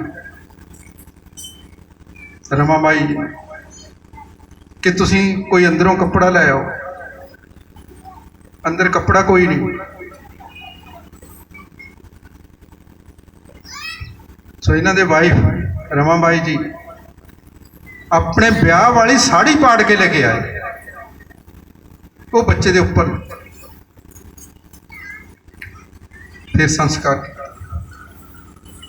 ਇਹ ਦੇਸ਼ ਦੇ ਪਹਿਲੇ ਕਾਨੂੰਨ ਮੰਤਰੀ ਸੀ, ਇਸ ਹਾਲਤ ਦੇ ਵਿੱਚੋਂ ਨਿਕਲੇ ਨੇ। ਜਿਹੜਾ ਅਸੀਂ ਕਹੀ ਜਾਂਦੇ ਨੇ ਕਿ ਸਕਾਲਰਸ਼ਿਪ ਦਿੰਦੇ ਆ ਬੱਚਿਆਂ ਨੂੰ, ਅਸਲ 'ਚ ਸਕਾਲਰਸ਼ਿਪ ਲੈ ਕੇ ਨਹੀਂ ਸੀ ਬਾਹਰ ਗਏ, ਲੋਨ ਲਿਆ ਸੀ ਇਹਨਾਂ ਨੇ ਗਾਇਕਵਾੜ ਦੇ ਰਾਜੇ ਤੋਂ, ਲੋਨ ਲੈ ਕੇ ਗਏ ਸੀ। ਤੇ ਕਮਿਟਮੈਂਟ ਕੀ ਹੋਈ ਸੀ, ਜਿਵੇਂ ਅੱਜ ਵੀ ਹੁੰਦੀ ਹੈ ਐਜੂਕੇਸ਼ਨ ਬੇਸ ਤੇ ਬਾਹਰ ਜਾਂਦੇ ਨੇ ਬੱਚੇ, ਕਿ ਫਿਰ ਤੁਸੀਂ ਉੱਥੇ ਕੰਮ ਕਰਕੇ ਇਹਨੂੰ ਵਾਪਸ ਕਰ ਦਿਓ। ਇਹਨਾਂ ਨੇ ਵੀ ਵਾਪਸ ਕਰਨਾ ਸੀ। ਡਿਗਰੀਆਂ ਲੈ ਕੇ ਜਦੋਂ ਆਏ, ਮਿਲਟਰੀ ਸੈਕਟਰੀ ਦੀ ਪੋਸਟ ਮਿਲ ਗਈ ਇਹਨਾਂ ਨੂੰ। ਪਰ ਜਦੋਂ ਮਿਲਟਰੀ ਸੈਕਟਰੀ ਦੀ ਪੋਸਟ ਮਿਲੀ, ਉੱਥੇ ਕੀ ਹੋਇਆ, ਜਦੋਂ ਇੱਕ ਕੁਰਸੀ ਦੇ ਉੱਤੇ ਬੈਠੇ ਸੀ ਜਿਹੜਾ ਪੀਐਨ ਸੀ, ਉਹ ਇਹਨਾਂ ਦੀ ਫਾਈਲ ਸੀ ਜਿਹੜੀ, ਉਹ ਦੂਰ ਤੋਂ ਇਹਨਾਂ ਦੇ ਟੇਬਲ ਤੇ ਸਿੱਟ ਦਿੰਦਾ ਸੀ। ਉਹਨਾਂ ਦੇਖਿਆ ਕਿਸ ਤਰ੍ਹਾਂ ਦਾ ਮਾਹੌਲ ਹੈ, ਕੀ ਆ। ਤੇ ਜਦੋਂ ਪਾਣੀ ਦਾ ਗਲਾਸ ਲਿਆਉਂਦਾ ਸੀ, ਫਿਰ ਜਦੋਂ ਚੱਕਦਾ ਸੀ ਨਾ ਉਸ ਨੂੰ, ਗਲਾਸ ਨੂੰ, ਉਹ ਰੁਮਾਲ ਕੱਢਦਾ ਸੀ ਆਪਣਾ, ਉਹ ਗਲਾਸ ਦੇ ਆਲੇ ਦੁਆਲੇ ਲਪੇਟਦਾ ਸੀ ਇਸ ਤਰ੍ਹਾਂ, ਫਿਰ ਉਹਨੂੰ ਫੜਦਾ ਸੀ। ਮਾਛੀਵਾੜਾ ਸਾਹਿਬ ਇੱਕ ਤੁਸੀਂ ਕਿ ਸਾਡੇ ਪਹਿਲੇ ਕਾਨੂੰਨ ਮੰਤਰੀ ਭਾਰਤ ਰਤਨ ਬਾਬਾ ਸਾਹਿਬ ਡਾਕਟਰ ਭੀਮ ਰਾਓ ਅੰਬੇਦਕਰ, ਇੱਕ ਰੱਖਣਾ ਹਾਂਜੀ ਹਾਂ ਬਸ ਰੈਡੀ, ਜਿਨ੍ਹਾਂ ਦੇ ਇਤਿਹਾਸ ਦਾ ਸਾਨੂੰ ਪਤਾ ਨਹੀਂ। ਤੇ 20,000 ਰੁਪਇਆ ਜਿਹੜਾ ਲੋਨ ਲਿਆ ਸੀ, ਕਰਜ਼ਾ ਲਿਆ ਸੀ, ਉਹ ਮੁੜਿਆ ਨਹੀਂ। ਇੱਕ ਕਾਨੂੰਨ ਮੰਤਰੀ ਤੋਂ ਮੁੜਿਆ ਨਹੀਂ। ਤੇ ਉਸੇ ਤਰ੍ਹਾਂ ਸਾਨੂੰ ਸਦੀ ਵੀ ਵਿਛੋੜਾ ਦੇ ਗਏ। ਆਪ ਤਾਂ ਕਰਜ਼ਈ ਚਲੇ ਗਏ, ਸਾਨੂੰ ਸਦੀ ਵੀ ਵਿਛੋੜਾ ਦੇ ਕੇ, ਪਰ ਸਾਨੂੰ ਮਾਲਾ ਮਾਲ ਕਰ ਗਏ। ਦੇਖ ਲਓ ਹੁਣ ਅਸੀਂ ਬੈਠੇ ਆ ਇਹ ਕੁਰਸੀਆਂ ਤੇ, ਕਿਤੇ ਬੈਠ ਸਕਦੇ ਜੀ। ਵਧੀਆ ਕੱਪੜੇ ਪਾਏ ਹੋਏ ਨੇ ਇਹਨਾਂ ਦੀ ਬਦੌਲਤ, ਸਾਰਾ ਕੁਝ ਇਹਨਾਂ ਦੀ ਬਦੌਲਤ ਸੀ। ਆਪ ਇਸ ਹਾਲਤ ਵਿੱਚ ਗਏ ਨੇ ਉਹ। ਇਹ ਅਸਲੀਅਤ ਆ। ਜਦੋਂ ਤੁਸੀਂ ਪੜ੍ਹੋਗੇ ਹੈਰਾਨ ਹੋ ਜਾਓਗੇ ਕਿ ਅਸਲ ਵਿੱਚ ਹੀ ਇਹ ਕਹਾਣੀ ਹੈ ਇਹਨਾਂ ਦੀ। ਸੋ ਮੈਂ ਤੁਹਾਨੂੰ ਇਹ ਕਹੂੰਗਾ ਕਿ ਇਹਨਾਂ ਦਾ ਇਤਿਹਾਸ ਹੈ ਜਿਹੜਾ, ਉਹ 5000 ਸਾਲਾਂ ਦਾ ਇਤਿਹਾਸ ਹੈ। ਅਸੀਂ ਕਹਿੰਦੇ ਹਾਂ ਕਿ ਅਮਰ ਰਹੇ। ਅਮਰ ਰਹੇ ਦਾ ਅਰਥ ਕੀ ਆ ਵੀ ਅਮਰ ਤਾਂ ਰਹਿਣਗੇ ਹੀ। ਜਦੋਂ ਅੱਜ ਵੀ ਸਮਾਜਿਕ ਬਾਈਕਾਟ ਹੁੰਦੇ ਨੇ, ਅੱਜ ਵੀ ਉਹਨਾਂ ਲੋਕਾਂ ਦੇ ਉੱਤੇ ਤਸ਼ੱਦਦ ਹੁੰਦਾ, ਉਹ ਕਹਾਣੀ ਇਹਨਾਂ ਦੀ ਹੋਈ ਆ, ਹੋਰ ਕਿਸ ਦੀ ਆ ਉਹ। ਇੱਕ ਵਰਗ ਦੇ ਉੱਤੇ ਤਸ਼ੱਦਦ ਕਿਉਂ ਆ? ਇਹਨਾਂ ਦੇ ਸਮਾਜਿਕ ਬਾਈਕਾਟ ਕਿਉਂ ਨੇ? ਜਦੋਂ ਸਾਨੂੰ ਲੋੜ ਹੁੰਦੀ ਆ ਉਦੋਂ ਅਸੀਂ ਨਾਅਰਾ ਲਾਉਂਦੇ ਆ ਏਕਤਾ ਦਾ, ਤੇ ਜਦੋਂ ਨਹੀਂ ਲੋੜ ਹੁੰਦੀ ਫਿਰ ਆਲੇ ਦੁਆਲੇ ਤਾਂ ਕੀਤਾ ਹੀ ਹੋਇਆ ਸਾਨੂੰ। ਫਿਰ ਉਦੋਂ ਸਾਡੇ ਅੰਦਰ ਜਾਤ ਪਾਤ ਪੈਦਾ ਹੋ ਜਾਂਦੀ ਹੈ ਕਿ ਨਹੀਂ ਇਹ ਲੋਕ ਹੋਰ ਨੇ। ਮਤਲਬ ਕਿ ਸਾਨੂੰ ਯੂਨਾਈਟ ਹੋਣਾ ਪਊਗਾ। ਇਹ ਜਿਹੜੀ ਸਰਕਾਰ ਹੈਗੀ ਇਹੋ ਜਿਹੀ ਇੱਕ ਵੱਖਰੀ ਵਿਚਾਰਧਾਰਾ ਦੀ, ਜਿਹੜੀ ਮੈਂ ਕਹਿ ਸਕਦਾ ਸਨਾਤਨੀ ਜਾਂ ਕੱਟੜਪੰਥੀ ਸਰਕਾਰਾਂ ਨੇ ਜਿਹੜੀਆਂ, ਉਹ ਕਿਸੇ ਨਾ ਕਿਸੇ ਤਰੀਕੇ ਨਾਲ ਆਪਣੀ ਵਿਚਾਰਧਾਰਾ ਨੂੰ ਅੱਜ ਵੀ ਸਾਡੇ ਉੱਤੇ ਦਬਾਅ ਪਾਉਣ ਵਾਸਤੇ ਲੱਗੀਆਂ ਹੋਈਆਂ ਨੇ। ਹੁਣ ਅੱਜ ਜਿਹੜੀ ਉਹ ਲੜਾਈ ਸੀ ਉਹ ਵਿਚਾਰਧਾਰਕ ਬਣ ਗਈ। ਸੋ ਵਿਚਾਰਧਾਰਾ ਦੀ ਲੜਾਈ ਆ, ਉਹ ਲੜਾਈ ਹੁਣ ਪਹਿਲਾਂ ਬਣੀ ਨਹੀਂ ਰਹੀ, ਹੋਰ ਤਰੀਕੇ ਦੀ ਲੜਾਈ ਬਣ ਗਈ। ਸੋ ਸਾਨੂੰ ਯੂਨਾਈਟ ਹੋਣਾ ਪਊਗਾ। ਜੇ ਉੱਪਰ ਜਿਹੜਾ ਲਿਖਿਆ ਕਿ ਇਹ ਸਿੰਬਲ ਆਫ ਨੌਲੇਜ ਸੀ, ਇਹ ਇਕੱਲਾ ਸਿੰਬਲ ਆਫ ਨੌਲੇਜ ਨਹੀਂ, ਸਿੰਬਲ ਆਫ ਯੂਨਿਟੀ ਵੀ ਹੈ। ਸਾਨੂੰ ਯੂਨਾਈਟ ਕਰਦਾ। ਜਿਹੜੇ ਅਸੀਂ ਲੋਕ ਕਹਿੰਦੇ ਆ ਕਿ ਦਲਿਤਾਂ ਦੇ ਮਸੀਹਾ ਨੇ, ਇਹ ਇਕੱਲੇ ਦਲਿਤਾਂ ਦੇ ਨਹੀਂ। ਤੁਸੀਂ ਕੋਡ ਪੜ੍ਹ ਕੇ ਦੇਖੋ ਇਹਨਾਂ ਦੇ, ਤੁਹਾਨੂੰ ਪਤਾ ਲੱਗੂਗਾ। ਇਹ ਸਿਰਫ ਇੰਡੀਆ ਦੇ ਵਿੱਚ ਇਕੱਲੇ ਸੀ, ਬਾਕੀ ਸਾਰੇ ਉਦੋਂ ਦੀ ਇੰਡੀਅਨ ਨੈਸ਼ਨਲ ਕਾਂਗਰਸ ਸੀ ਜਿਹੜੀ, ਉਹ ਹਿੰਦੂ ਮਾਈਂਡਡ ਦੀ ਸੀ, ਕੱਟੜਪੰਥੀ ਸੀ। ਉਦੋਂ ਬੀਜੇਪੀ ਤਾਂ ਹੈ ਨਹੀਂ ਸੀ, ਇਹੀ ਸਰਕਾਰ ਸੀ, ਕੱਟੜਪੰਥੀ ਸੀ। ਉਹਨਾਂ ਨੇ ਇੰਨਾ ਵਿਰੋਧ ਕੀਤਾ, ਹਰ ਥਾਂ ਤੇ ਵਿਰੋਧ, ਹਰ ਥਾਂ ਤੇ ਵਿਰੋਧ ਕੀਤਾ। ਇਹਨਾਂ ਦੀ ਜਿਹੜੀ ਕੰਸਟੀਚੁਐਂਸੀ ਸੀ ਉਹ ਦੇਖ ਲਓ ਕਿੱਧਰਲੇ ਪਾਸੇ ਦੇ ਦਿੱਤੀ। ਉਹਦਾ ਉਦੋਂ ਬੰਗਲਾਦੇਸ਼ ਉਹ ਬਣਾ ਦਿੱਤਾ, ਪੂਰਬੀ ਪਾਕਿਸਤਾਨ। ਇਹ ਪੂਰਬੀ ਪਾਕਿਸਤਾਨ ਬਣਨ ਦੀ ਹਿਸਟਰੀ ਪੜ੍ਹ ਕੇ ਦੇਖ ਲਿਓ, ਉਹੀ ਪਤਾ ਲੱਗ ਜੂਗਾ ਤੁਹਾਨੂੰ ਕਿ ਉਹ ਪੂਰਬੀ ਪਾਕਿਸਤਾਨ ਇੱਥੇ ਇੰਡੀਆ ਦੇ ਵਿੱਚ ਕਿਉਂ ਬਣਾਇਆ, ਸੈਂਟਰ ਦੇ ਵਿੱਚ। ਇੱਧਰ ਵੀ ਤਾਂ ਹਿੱਸਾ ਦਿੱਤਾ ਜਾ ਸਕਦਾ ਸੀ, ਉਹ ਨਹੀਂ। ਉਹਦਾ ਕੀ ਕਾਰਨ ਸੀ? ਉਹਦਾ ਕਾਰਨ ਇਹ ਸੀ ਕਿ ਬਾਬਾ ਸਾਹਿਬ ਉੱਥੋਂ ਜਿੱਤੇ ਸੀ, ਇਹਨਾਂ ਦੀ ਕੰਸਟੀਚੁਐਂਸੀ ਸੀ। ਜਦੋਂ ਉਹਨਾਂ ਨੇ ਦੇਖਿਆ ਉਦੋਂ ਦੀ ਇੰਡੀਅਨ ਨੈਸ਼ਨਲ ਕਾਂਗਰਸ ਨੇ ਕਿ ਇਹਨਾਂ ਨੇ ਆਪਣੀ ਕੰਸਟੀਚੁਐਂਸੀ ਪੱਕੀ ਕਰ ਜਾਣੀ, ਇਸ ਵਾਸਤੇ ਇੱਥੇ ਇਹ ਹਿੱਸਾ ਜਿਹੜਾ ਆਪਣੇ ਆਪ ਬਾਹਰ ਨਿਕਲ ਜੂਗਾ ਕਿ ਇਹ ਪਾਕਿਸਤਾਨ ਨੂੰ ਦੇ ਦਿਓ। ਪੂਰਬੀ ਪਾਕਿਸਤਾਨ ਬਣਾ ਦਿੱਤਾ। ਸੋ ਨਿਕਲਣਾ ਹੀ ਪੈ ਗਿਆ ਇਹਨਾਂ ਨੂੰ। ਸੋ ਇੱਕ ਜੋਗਿੰਦਰ ਨਾਥ ਮੰਡਲ ਸੀਗੇ, ਉਹ ਵੀ ਫਿਰ ਉੱਥੋਂ ਨਿਕਲ ਗਏ, ਉਹ ਪਾਕਿਸਤਾਨ ਚਲੇ ਗਏ, ਇਹ ਇੰਡੀਆ 'ਚ ਆ ਗਏ। ਉਹਨਾਂ ਨੇ ਜਾ ਕੇ ਪਾਕਿਸਤਾਨ ਦਾ ਸੰਵਿਧਾਨ ਲਿਖਿਆ, ਇਹਨਾਂ ਨੇ ਇੱਥੇ ਸਾਡਾ ਸੰਵਿਧਾਨ ਲਿਖਿਆ। ਮਤਲਬ ਕਿਹੜੇ ਕਿਹੜੇ ਤਰੀਕੇ ਅਪਣਾਏ ਗਏ ਕਿ ਕਿਸੇ ਨਾ ਕਿਸੇ ਤਰੀਕੇ ਨਾਲ ਇਹਨਾਂ ਨੂੰ ਇੰਨਾ ਨੀਚ ਗਿਰਿਆ ਹੋਇਆ ਦਿਖਾ ਦਿੱਤਾ ਜਾਵੇ ਕਿ ਆਮ ਲੋਕਾਂ ਦੀਆਂ ਨਜ਼ਰਾਂ ਤੋਂ ਗਿਰ ਜਾਣ। ਪਰ ਨਹੀਂ, ਉਹ ਘਬਰਾਏ ਨਹੀਂ। ਇੱਕ ਇਕੱਲੇ ਸੀ ਜਿਹੜੇ ਅੰਗਰੇਜ਼ਾਂ ਦੀਆਂ ਅੱਖਾਂ ਵਿੱਚ ਅੱਖਾਂ ਪਾ ਕੇ ਗੱਲ ਕਰਦੇ ਸੀ, ਇਹ ਇਕੱਲੇ ਸੀ, ਹੋਰ ਨਹੀਂ ਸੀ ਕੋਈ ਗੱਲ ਕਰ ਸਕਦਾ। ਮੋਹਨਦਾਸ ਕਰਮਚੰਦ ਗਾਂਧੀ ਉਹ ਵੀ ਤਾਂ ਵਕੀਲ ਸੀ, ਇਹਨਾਂ ਕੋਲੋਂ ਝੁਕਦੇ ਸੀ। 21 ਵਾਰ ਮਰਨ ਵਰਤ ਰੱਖਿਆ ਉਹਨਾਂ ਨੇ, 21 ਵਾਰ। ਪਰ ਜਿਹੜੇ ਇੱਥੋਂ ਦੇ ਇਹ ਲੋਕ ਸੀ, ਅਛੂਤ ਸੀ, ਉਹਨਾਂ ਦੀ ਬਿਹਤਰੀ ਲਈ ਕਦੇ ਮਰਨ ਵਰਤ ਨਹੀਂ ਰੱਖਿਆ। ਉਹ ਅਫਰੀਕਾ ਦੇ ਵਿੱਚ ਤਾਂ ਜਾ ਕੇ ਗੱਲ ਕੀਤੀ ਉਹਨਾਂ ਨੇ ਕਿ ਇੱਥੇ ਤੁਸੀਂ ਵਿਤਕਰਾ ਕਰਦੇ ਹੋ ਇਹਨਾਂ ਲੋਕਾਂ ਦੇ ਨਾਲ, ਕਾਲੇ ਲੋਕਾਂ ਦੇ ਨਾਲ। ਭਾਰਤ ਵਿੱਚ ਹਰ ਪਿੰਡ ਦੇ ਵਿੱਚ ਵਿਤਕਰਾ ਹੁੰਦਾ ਸੀ, ਹਰ ਥਾਂ ਵਿਤਕਰਾ ਹੁੰਦਾ ਸੀ। ਇੱਥੇ ਕਦੇ ਗੱਲ ਨਹੀਂ ਕੀਤੀ। ਕੀ ਗੱਲ ਵੀ ਇਹ ਲੋਕ ਨਹੀਂ ਸੀ? ਗੱਲ ਤਾਂ ਇਹ ਸੀ ਕਿ ਉਹ ਕਹਿੰਦੇ ਸੀ ਅੰਗਰੇਜ਼ਾਂ ਨੂੰ ਵੀ, ਉਹਨਾਂ ਨੇ ਕਿਹਾ ਸੀ ਕਿ ਆਜ਼ਾਦੀ ਵੇਲੇ ਕਹਿ ਦਿੱਤਾ ਸੀ ਅੰਗਰੇਜ਼ਾਂ ਨੂੰ, ਜਦੋਂ ਬਾਬਾ ਸਾਹਿਬ ਨੇ ਕਿਹਾ ਇਹ ਦੋ ਧਿਰੀ ਲੜਾਈ ਲੜਦੇ ਸੀ, ਉਹ ਇੱਕ ਧਿਰ ਸੀ। ਉਹ ਚਾਹੁੰਦੇ ਸੀ ਕਿ ਅੰਗਰੇਜ਼ ਚਲੇ ਜਾਣ, ਰਾਜਨੀਤਿਕ ਲੜਾਈ ਆ। ਇਹ ਦੂਰੀ ਲੜਾਈ ਕੀ ਲੜਦੇ ਸੀ? ਸਮਾਜਿਕ ਆਜ਼ਾਦੀ ਦੀ ਲੜਾਈ। ਉਹ ਅੰਗਰੇਜ਼ਾਂ ਨੂੰ ਇਹਨਾਂ ਨੇ ਦੱਸਿਆ ਸੀ ਕਿ ਸਾਨੂੰ ਆਜ਼ਾਦੀ ਚਾਹੀਦੀ ਆ। ਇਹ ਕਹਿਣ ਲੱਗੇ ਮੋਹਨਦਾਸ ਕਰਮਚੰਦ ਗਾਂਧੀ, ਕਹਿੰਦੇ ਤੁਸੀਂ ਸਾਡੇ ਗੁਲਾਮ ਆ, ਅਸੀਂ ਤੁਹਾਨੂੰ ਆਜ਼ਾਦ ਕਰਾਂਗੇ, ਅੰਗਰੇਜ਼ ਨਹੀਂ। ਅਸੀਂ ਆਜ਼ਾਦ ਕਰਨਾ ਤੁਹਾਨੂੰ ਜਦੋਂ ਮਰਜ਼ੀ ਕਰੀਏ, ਇਹ ਸਾਡਾ ਕੰਮ ਹੈ, ਅੰਗਰੇਜ਼ਾਂ ਦਾ ਕੰਮ ਨਹੀਂ। ਮਤਲਬ ਇੱਥੋਂ ਤੱਕ ਫਿਊਡ ਚੱਲਿਆ ਆ ਰਿਹਾ ਸੀ। ਜਿੰਨੀ ਦੇਰ ਤੱਕ ਮਿਸਟਰ ਗਾਂਧੀ ਜਿਉਂਦੇ ਰਹੇ ਉਨੀ ਦੇਰ ਤੱਕ ਫਿਊਡ ਹੋਇਆ, ਉਹਨਾਂ ਦੇ ਨਾਲ ਤਕਰਾਰ ਹੋਇਆ, ਤੇ ਹਰ ਵਾਰ ਉਹਨਾਂ ਨੂੰ ਟੱਕਰ ਦਿੱਤੀ ਇਹਨਾਂ ਨੇ, ਕਿਉਂਕਿ ਐਡੇ ਵੱਡੇ ਵਿਦਵਾਨ ਸੀ। ਸੋ ਸਾਨੂੰ ਮੰਨਣਾ ਪਊਗਾ ਇਹਨਾਂ ਦੇ ਇਤਿਹਾਸ ਨੂੰ। ਅਮਰਤਿਆ ਸੇਨ, ਜਿਨ੍ਹਾਂ ਦੀ ਪਹਿਲਾਂ ਵੀ ਗੱਲ ਹੋਈ ਆ, ਉਹ ਬਹੁਤ ਵੱਡੇ ਇਕੋਨੋਮਿਸਟ ਸੀ, ਉਹਨਾਂ ਨੂੰ ਨੋਬਲ ਪ੍ਰਾਈਜ਼ ਮਿਲਿਆ ਸੀ। ਜਦੋਂ ਨੋਬਲ ਪ੍ਰਾਈਜ਼ ਮਿਲਿਆ, ਸਾਡੀ ਗਵਰਨਮੈਂਟ ਨੇ ਉਹਨਾਂ ਨੂੰ ਇੱਕ ਕੁਐਸਚਨ ਕੀਤਾ ਕਿ ਭਾਰਤ ਵਿੱਚ ਗਰੀਬੀ ਬਹੁਤ ਆ, ਦੱਸੋ ਕੀ ਕਾਰਨ ਆ। ਉਹਨਾਂ ਜਵਾਬ ਦਿੱਤਾ ਇੱਕ ਸੈਂਟੈਂਸ ਦੇ ਵਿੱਚ ਹੀ, ਕਹਿੰਦੇ ਇੱਥੋਂ ਦੇ ਜਿਹੜੇ ਮਨੁੱਖੀ ਸਰੋਤ ਨੇ ਉਹਨਾਂ ਦੀ ਸਹੀ ਵਰਤੋਂ ਨਹੀਂ ਹੋ ਸਕੀ। ਹੁਣ ਦੇਖੋ ਕਿੱਥੇ ਜਾਂਦੀ ਹੈ ਕਹਾਣੀ ਇਹ। ਮਨੁੱਖੀ ਸਰੋਤ ਤਾਂ ਤੁਸੀਂ ਆ ਸਾਰੇ ਹੀ, ਤੁਹਾਡੇ ਅੰਦਰ ਵੱਖਰੀ ਵੱਖਰੀ ਯੋਗਤਾ। ਇੱਕ ਰਾਜ ਮਿਸਤਰੀ ਆ, ਉਹਦੇ ਅੰਦਰ ਵੱਖਰਾ ਹੁਨਰ ਆ। ਇੱਕ ਅਧਿਆਪਕ ਆ, ਉਹਦੇ ਅੰਦਰ ਵੱਖਰਾ ਹੁਨਰ ਆ। ਹੁਣ ਮੈਂ ਤਾਂ ਰਾਜ ਮਿਸਤਰੀ ਦਾ ਕੰਮ ਨਹੀਂ ਕਰ ਸਕਦਾ, ਮੇਰੇ ਕੋਲ ਵੱਖਰਾ ਹੁਨਰ ਆ, ਉਹਦੇ ਕੋਲ ਵੱਖਰਾ ਹੁਨਰ ਆ। ਲੇਬਰ ਵਾਲੇ ਕੋਲ ਵੱਖਰਾ ਹੁਨਰ ਆ, ਇੱਕ ਪੇਂਟਰ ਆ, ਉਹਦੇ ਕੋਲ ਵੱਖਰਾ ਹੁਨਰ ਆ। ਇਹ ਆ ਮਨੁੱਖੀ ਸਰੋਤ। ਉਹ ਕਹਿੰਦੇ ਇਹਦੀ ਸਹੀ ਵਰਤੋਂ ਨਹੀਂ ਹੋਈ ਵੀ ਨਹੀਂ। ਜਦੋਂ ਇੱਕ ਵਰਗ ਨੂੰ ਬਾਹਰ ਕੱਢ ਦਿੱਤਾ ਗਿਆ, ਉਹਦਾ ਕੋਈ ਹਿੱਸਾ ਹੀ ਨਹੀਂ, ਫਿਰ ਦੇਸ਼ ਡਿਵੈਲਪ ਕਿਵੇਂ ਹੁੰਦਾ? ਦੇਸ਼ ਦੀ ਗੁਲਾਮੀ ਦਾ ਮੇਨ ਕਾਰਨ ਇਹੀ ਆ ਕਿ ਅਸੀਂ ਜਾਤੀ ਪ੍ਰਥਾ ਦੇ ਵਿੱਚ ਫਸੇ ਹੋਏ ਹਾਂ। ਮੁੱਖ ਕਾਰਨ ਇਹ। ਅੱਜ ਵੀ ਕਿਤਾਬਾਂ ਦੇ ਵਿੱਚ ਤੁਸੀਂ ਕੱਢ ਕੇ ਦੇਖੋ, ਜਾਤ ਪਾਤ ਦੇ ਲਾਭ ਪੜ੍ਹਾਏ ਜਾਂਦੇ ਨੇ ਬੱਚਿਆਂ ਨੂੰ, ਜਦੋਂ ਕਿ ਨੁਕਸਾਨ ਪੜ੍ਹਾਉਣੇ ਚਾਹੀਦੇ ਨੇ। ਲਾਭ ਪੜ੍ਹਾਏ ਜਾਂਦੇ ਨੇ ਜਾਤ ਪਾਤ ਦੇ, ਉਹਨਾਂ ਨੂੰ ਖਤਮ ਨਹੀਂ ਕੀਤਾ ਜਾਂਦਾ। ਜਿਹੜੇ ਹੋਰ ਲੈਸਨ ਨੇ ਇਹਨਾਂ ਨੂੰ ਬਾਹਰ ਕੱਢ ਦਿਓ ਜੀ, ਉਹ ਬਾਹਰ ਕੱਢੇ ਜਾ ਰਹੇ ਨੇ। ਮਤਲਬ ਅਸੀਂ ਕਿੱਧਰ ਨੂੰ ਜਾ ਰਹੇ ਹਾਂ? ਇਹ ਇੱਕ ਸੋਚ ਆ, ਵਿਚਾਰਧਾਰਾ ਸਾਡੇ ਸਮਾਜ ਨੂੰ ਹੋਰ ਥੱਲੇ ਲਾਉਣ ਦੀ। ਆਟਾ ਦਾਲ ਸਕੀਮਾਂ ਨੇ ਜਿਹੜੀਆਂ, ਇਹ ਕੀ ਆ? ਇਹ ਫ੍ਰੀ ਬਿਜਲੀ ਦੇ ਦਿਓ ਜੀ, ਹੁਣ ਕਹਿੰਦੇ ਜੀ ਕਣਕ ਦੇ ਨਾਲ ਆਟਾ ਹੀ ਦੇਣਾ। ਇਹ ਕੀ ਆ? ਇਹ ਆ ਕਿ ਇਹਨਾਂ ਲੋਕਾਂ ਨੂੰ ਥੱਲੇ ਲਾ ਕੇ ਰੱਖੋ ਬਸ। ਜੇ ਇਹ ਲੋਕ ਡਿਵੈਲਪ ਹੋ ਗਏ, ਅਸੀਂ ਰਾਜ ਕਿਸ ਤੇ ਕਰਾਂਗੇ ਬਈ? ਜੇ ਤੁਸੀਂ ਇੱਥੇ ਨਹੀਂ, ਕੋਈ ਇੱਥੇ ਸਟੇਜ ਤੇ ਕੌਣ ਬੋਲੂਗਾ? ਜੇ ਤੁਸੀਂ ਬੈਠੇ ਹੋ ਤਾਂ ਅਸੀਂ ਖੜੇ ਇੱਥੇ। ਉਹਨਾਂ ਦਾ ਅਰਥ ਵੀ ਇਹੀ ਆ ਕਿ ਜੇ ਜਿੱਥੇ ਅਸੀਂ ਜਾਵਾਂਗੇ ਹੱਥ ਛੱਡਣਗੇ ਕਿ ਤੁਸੀਂ ਸਾਡੇ ਲਈ ਕੀ ਲੈ ਕੇ ਆਏ ਹੋ ਜੀ। ਜਦੋਂ ਅਸੀਂ ਉਹਨਾਂ ਦੇ ਕੋਲ ਜਾਂਦੇ ਆ, ਅਸੀਂ ਉੱਥੇ ਜਾ ਕੇ ਫੇਰ ਹੱਥ ਛੱਡਦੇ ਹਾਂ, ਸਾਨੂੰ ਆਹ ਚੀਜ਼ ਦੇ ਦਿਓ। ਸਾਨੂੰ ਮਤਲਬ ਇਹੋ ਜਿਹਾ ਬਣਾ ਦਿੱਤਾ ਉਹਨਾਂ ਨੇ, ਮੰਗ ਤੇ ਬਣਾ ਦਿੱਤਾ।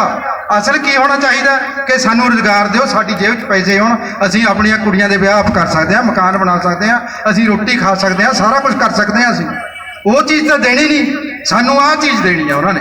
ਇਹ ਦੇਣ ਦਾ ਕਾਰਨ ਇਹੀ ਆ ਕਿ ਇਹ ਲੋਕ ਜਾਗਰੂਕ ਨਾ ਹੋ ਜਾਣ, ਇਹਨਾਂ ਦੀ ਜਿਹੜੀ ਵਿਚਾਰਧਾਰਾ ਹੈ ਇੱਥੇ ਕੁ ਤੱਕ ਸੀਮਤ ਰਹੇ। ਸੋ ਮੈਂ ਬਹੁਤਾ ਕੁਝ ਨਾ ਕਹਿੰਦਾ ਹੋਇਆ ਤੁਹਾਨੂੰ ਇੱਕ ਵਾਰੀ ਫੇਰ ਇਹ ਜ਼ਰੂਰ ਕਹੂੰਗਾ, ਅਸੀਂ ਵੀ ਸਕੂਲ ਦੇ ਵਿੱਚ ਰੱਖਾਂਗੇ ਇੱਥੇ ਇਤਿਹਾਸ ਇਹਨਾਂ ਦਾ, ਬਾਬਾ ਸਾਹਿਬ ਦਾ, ਤੇ ਤੁਸੀਂ ਉਹਨੂੰ ਪੜ੍ਹੋ। ਤੇ ਇੱਥੇ ਵੀ ਜਗਤਾਰ ਸਿੰਘ ਜੀ ਨੂੰ ਪੁੱਛ ਕੇ ਕਿਤੇ ਜਿੱਥੇ ਕੋਈ ਵੱਡੀ ਜਗ੍ਹਾ ਹੈਗੀ ਆ, ਜਿਵੇਂ ਇਹ ਫਲੈਕਸ ਬੋਰਡ ਲਗਾਇਆ, ਇਸ ਤਰ੍ਹਾਂ ਦਾ ਕੋਈ ਬੋਰਡ ਲਗਾਵਾਂਗੇ ਵੱਡਾ, ਜਿੱਥੇ ਇਹਨਾਂ ਦੀ ਪੂਰੀ ਹਿਸਟਰੀ ਲਿਖੀ ਹੋਈ ਹੋਵੇ। ਫਿਰ ਪਤਾ ਲੱਗੂਗਾ, ਭਾਵੇਂ ਕੋਈ ਵੀ ਆ। ਫਰੀਦ ਜੀ ਤਾਂ ਇਹ ਕਹਿੰਦੇ ਨੇ ਕਿ ਜੇ ਕੁਝ ਸਿਖਾਉਂਦਾ ਏ ਤਾਂ ਜਲੀਲ ਹੋ ਕੇ ਵੀ ਸਿੱਖ ਲੈ, ਤੇਰਾ ਕੁਝ ਘਸਦਾ ਤਾਂ ਨਹੀਂ। ਜੇ ਸਾਨੂੰ ਇਹੋ ਜਿਹੀ ਪਰਸਨੈਲਿਟੀ ਮਿਲ ਜਵੇ, ਐਡੀ ਵੱਡੀ ਮਹਾਨ ਸ਼ਖਸੀਅਤ ਮਿਲ ਜਵੇ ਜਿਹੜੀ ਸਾਡੇ ਦਿਮਾਗ ਨੂੰ ਤਰੋ ਤਾਜ਼ਾ ਕਰ ਦਵੇ, ਖੂਹ ਵਿੱਚੋਂ ਬਾਹਰ ਕੱਢ ਲਿਆਵੇ, ਹੋਰ ਸਾਨੂੰ ਕੀ ਚਾਹੀਦਾ? ਇਹੀ ਤਾਂ ਚਾਹੁੰਦੇ ਹਾਂ ਅਸੀਂ। ਸੋ ਤੁਸੀਂ ਪੜ੍ਹਿਓ ਇਤਿਹਾਸ, ਅਸੀਂ ਵੀ ਕੋਸ਼ਿਸ਼ ਕਰਾਂਗੇ, ਤੁਸੀਂ ਵੀ ਕੋਸ਼ਿਸ਼ ਕਰੋ। ਮੈਂ ਤੁਹਾਡਾ ਬਹੁਤ ਧੰਨਵਾਦ ਕਰਦਾ। ਕਮੇਟੀ ਦੇ ਮੈਂਬਰਾਂ ਨੂੰ ਇੱਕ ਵਾਰੀ ਫੇਰ ਬਹੁਤ ਬਹੁਤ ਵਧਾਈ ਦਿੰਦਾ ਜਿਨ੍ਹਾਂ ਨੇ ਐਡਾ ਵੱਡਾ ਤਰੱਦਦ ਕੀਤਾ। ਸੋ ਇੱਕ ਵਾਰੀ ਕਮੇਟੀ ਦੇ ਮੈਂਬਰਾਂ ਨੂੰ ਮੈਂ ਇਹ ਜ਼ਰੂਰ ਕਹੂੰਗਾ ਕਿ ਜੇ ਅਸੀਂ ਇਹਨਾਂ ਮਹਾਨ ਸ਼ਖਸੀਅਤਾਂ ਦੇ ਇੱਥੇ ਆ ਕੇ ਦਰਸ਼ਨ ਕਰਦੇ ਹਾਂ ਤਾਂ ਇਹਨਾਂ ਦੇ ਜਿਹੜੇ ਦਿਹਾੜੇ ਨੇ ਮੁੱਖ ਤੌਰ ਤੇ ਉਹ ਵੀ ਮਨਾਉਣੇ ਨੇ। ਕਿਤੇ ਇਹ ਨਾ ਹੋਵੇ ਕਿ ਅਸੀਂ ਇਹਨਾਂ ਨੂੰ ਭੁੱਲ ਜਾਈਏ ਕਿ ਜਿਸ ਦਿਨ ਅਸੀਂ ਉਦਘਾਟਨ ਕੀਤਾ ਇਸ ਤਰੀਕੇ ਦਾ ਮਾਹੌਲ ਸੀ ਕਿ ਅੱਜ ਕੋਈ ਗੱਲ ਨਹੀਂ, 4 ਜਣੇ ਆਓ ਤੇ ਫੁੱਲ ਪਾ ਕੇ ਚਲੇ ਜਾਓ। ਮਤਲਬ ਇਹ ਮਹਾਨ ਨੇ। ਐਡਾ ਵਿਦਵਾਨ ਅੱਜ ਵੀ ਇੰਡੀਆ ਦੇ ਵਿੱਚ ਕੋਈ ਹੋਇਆ ਨਹੀਂ। ਜਿਹੜਾ ਅਮਰੀਕਾ ਹੈ, ਕੋਲੰਬੀਆ ਜਿੱਥੇ ਪੜ੍ਹੇ ਨੇ, ਉੱਥੇ ਇਹਨਾਂ ਕੋ ਬੁੱਤ ਲੱਗਿਆ ਛੋਟਾ ਜਿਹਾ, ਉੱਥੇ ਲਿਖਿਆ ਹੈ the most intelligent student of the 20th century। 20ਵੀਂ ਸਦੀ ਦਾ ਸਭ ਤੋਂ ਯੋਗ ਵਿਦਿਆਰਥੀ, 20ਵੀਂ ਸਦੀ ਦਾ 100 ਸਾਲਾਂ ਦੇ ਵਿੱਚ ਇੰਨਾ ਇੰਟੈਲੀਜੈਂਟ ਵਿਦਿਆਰਥੀ ਕੋਲੰਬੀਆ ਯੂਨੀਵਰਸਿਟੀ 'ਚ ਆਇਆ ਹੀ ਨਹੀਂ। ਉਹਨਾਂ ਨੇ ਸਪੈਸ਼ਲ ਲਿਖ ਕੇ ਲਾਇਆ ਹੋਇਆ। ਸਾਡੇ ਦੇਸ਼ ਦੇ ਵਿੱਚ ਨਫ਼ਰਤ ਕੀਤੀ ਜਾਂਦੀ ਹੈ ਕਿ ਸ਼ੂਦਰ ਸੀ, ਅਛੂਤ ਸੀ, 4 ਵੇਦ ਪੜ੍ਹੇ ਹੋਏ ਸੀ। ਪੜ੍ਹ ਲਓਗੇ ਤੁਸੀਂ। ਜੇ ਇਹਨਾਂ ਨੇ ਉਹਨਾਂ ਦਾ ਅਧਿਐਨ ਕੀਤਾ ਵੇਦਾਂ ਦਾ ਤਾਂ ਮਨੂ ਸਮ੍ਰਿਤੀ ਨੂੰ ਫੂਕਿਆ, ਅੱਗ ਲਾਈ ਹੈ। ਨਹੀਂ ਸੀ ਲਾਉਣੀ। ਹੋਰ ਕਿਸੇ ਨੇ ਲਾਈ ਅੱਜ ਤੱਕ? ਇਹਨਾਂ ਨੇ ਲਾਈ ਹੈ ਕਿਉਂਕਿ ਪੜ੍ਹੇ ਹੋਏ ਸੀ। ਸੰਸਕ੍ਰਿਤ ਭਾਸ਼ਾ ਜਿਸ ਨੂੰ ਪਵਿੱਤਰ ਕਿਹਾ ਜਾਂਦਾ ਸੀ, ਇਹ ਨਹੀਂ ਸੀ ਮੰਨਦੇ। ਫਿਰ ਉਹਦੇ ਵਿੱਚ ਵੀ ਇੰਨਾ ਗਿਆਨ ਪ੍ਰਾਪਤ ਕੀਤਾ ਜਿਹਦਾ ਕੋਈ ਹਿਸਾਬ ਨਹੀਂ। ਉਹਨੂੰ ਕੋਈ ਦੇਖ ਨਹੀਂ ਸੀ ਸਕਦਾ, ਸੰਸਕ੍ਰਿਤ ਨੂੰ ਪੜ੍ਹ ਨਹੀਂ ਸੀ ਸਕਦਾ। ਇਹਨਾਂ ਨੇ ਪੜ੍ਹੀ ਆ। 11 ਭਾਸ਼ਾਵਾਂ ਤੋਂ ਜਾਣੂ ਸੀ। ਜਿਹੜੇ ਮਰਜ਼ੀ ਦੇਸ਼ 'ਚ ਚਲੇ ਜਾਣ ਉਹ ਗੱਲ ਕਰਦੇ ਸੀ ਉੱਥੇ ਜਾ ਕੇ। ਕੋਈ ਟਰਾਂਸਲੇਟਰ ਨਹੀਂ ਸੀ ਲੈ ਕੇ ਜਾਂਦੇ, ਸਿੱਧੀ ਗੱਲ ਕਰਦੇ ਸੀ। ਐਡੇ ਵੱਡੇ ਵਿਦਵਾਨ ਨੂੰ ਅਸੀਂ ਭੁਲਾਈ ਬੈਠੇ ਹਾਂ, ਐਡੇ ਮਹਾਨ ਰਹਿਬਰ ਨੂੰ ਭੁਲਾਈ ਬੈਠੇ ਹਾਂ ਅਸੀਂ, ਜਿਨ੍ਹਾਂ ਨੇ ਸਾਨੂੰ ਯੂਨਾਈਟ ਕੀਤਾ, ਜਿਨ੍ਹਾਂ ਨੇ ਸਾਨੂੰ ਇੱਥੇ ਤੱਕ ਪਹੁੰਚਾਇਆ। ਸੋ ਮੈਂ ਨਤਮਸਤਕ ਕਰਦਾ ਇਹਨਾਂ ਨੂੰ, ਜਿਨ੍ਹਾਂ ਨੇ ਸਾਨੂੰ ਇੱਥੇ ਤੱਕ ਪਹੁੰਚਾਇਆ। ਸੋ ਤੁਹਾਡਾ ਸਾਰੇ ਸਾਥੀਆਂ ਦਾ, ਨਗਰ ਨਿਵਾਸੀਆਂ ਦਾ ਬਹੁਤ ਬਹੁਤ ਧੰਨਵਾਦ ਕਰਦਾ। ਰਵਿੰਦਰ ਸਿੰਘ ਜੀ ਇਹ ਵੀ ਬੜੇ ਲੰਬੇ ਸਮੇਂ ਤੋਂ ਬੈਠੇ ਨੇ, ਇਹ ਵੀ ਕਾਫੀ ਜਾਣੂ ਨੇ ਬਾਬਾ ਸਾਹਿਬ ਤੋਂ। ਸੋ ਮੈਂ ਤੁਹਾਡਾ ਸਾਰਿਆਂ ਦਾ ਧੰਨਵਾਦ ਕਰਦਾ। ਫਿਰ ਵੀ ਮੌਕਾ ਮਿਲੂਗਾ, ਫਿਰ ਆਪਾਂ ਇੱਕ ਚੈਪਟਰ ਲੈ ਕੇ ਚੱਲਾਂਗੇ, ਸਿਰਫ ਇੱਕ। ਜਿਵੇਂ ਇਹਨਾਂ ਨੇ ਬੁੱਧ ਧਰਮ ਗ੍ਰਹਿਣ ਕੀਤਾ ਤਾਂ ਕਿਉਂ ਕੀਤਾ, ਬਸ ਉਹੀ ਗੱਲ ਕਰਨੀ। ਜੇ ਪੂਨਾ ਪੈਕਟ ਆ ਤਾਂ ਪੂਨਾ ਪੈਕਟ ਦੀ ਗੱਲ ਕਰਨੀ ਆ, ਜੇ ਪੜ੍ਹਾਈ ਆ ਤਾਂ ਪੜ੍ਹਾਈ ਦੀ ਗੱਲ ਕਰਨੀ ਆ, ਜੇ ਵਕਾਲਤ ਆ ਤਾਂ ਵਕਾਲਤ ਦੀ ਗੱਲ ਕਰਨੀ ਆ। ਕਿ ਇਸ ਤਰ੍ਹਾਂ ਤਾਂ ਖਿਲਰੇ ਹੋਏ ਇਤਿਹਾਸ ਨੂੰ ਆਪਾਂ ਇਕੱਠਾ ਕਰਦੇ ਹਾਂ। ਉੱਥੇ ਫਿਰ ਸਮਝ ਲੱਗਦੀ ਆ ਕਿ ਅਸਲ ਵਿੱਚ ਇਹਨਾਂ ਲੋਕਾਂ ਨੂੰ ਲੋੜ ਸੀ, ਭੁੱਖਿਆਂ ਨੂੰ ਰੋਟੀ ਦੀ ਲੋੜ ਸੀ। ਅਸੀਂ ਜੇ 10 ਰੁਪਏ ਕਿਸੇ ਨੂੰ ਜੇਬ ਵਿੱਚੋਂ ਦੇ ਦਿੱਤੇ ਰੋਟੀ ਖਾਣ ਵਾਸਤੇ ਤਾਂ ਮੇਰੇ ਖਿਆਲ ਕੋਈ ਗੁਨਾਹ ਨਹੀਂ ਕੀਤਾ। ਸੋ ਉਹਦੀ ਲੋੜ ਨੂੰ ਪੂਰਾ ਕੀਤਾ। ਸੋ ਬਹੁਤ ਤੁਹਾਡਾ ਧੰਨਵਾਦ ਇੱਕ ਵਾਰੀ ਫੇਰ। ਬਹੁਤ ਇਸ ਕਮੇਟੀ ਨੂੰ ਮੁਬਾਰਕਾਂ, ਜਿਨ੍ਹਾਂ ਨੇ ਐਡਾ ਵੱਡਾ ਤਰੱਦਦ ਕੀਤਾ। ਇਹਨਾਂ ਦੇ ਹੌਸਲੇ ਨੂੰ ਮੁਬਾਰਕਾਂ, ਬਹੁਤ ਬਹੁਤ ਵਧਾਈ ਦਿੰਦਾ। ਜੈ ਭੀਮ, ਜੈ ਭਾਰਤ। ਹਾਂਜੀ, ਧੰਨਵਾਦ ਜੀ ਸਰ ਦਾ। ਸਾਨੂੰ ਇੱਥੋਂ ਪਤਾ ਲੱਗਦਾ ਵੀ 1 ਘੰਟਾ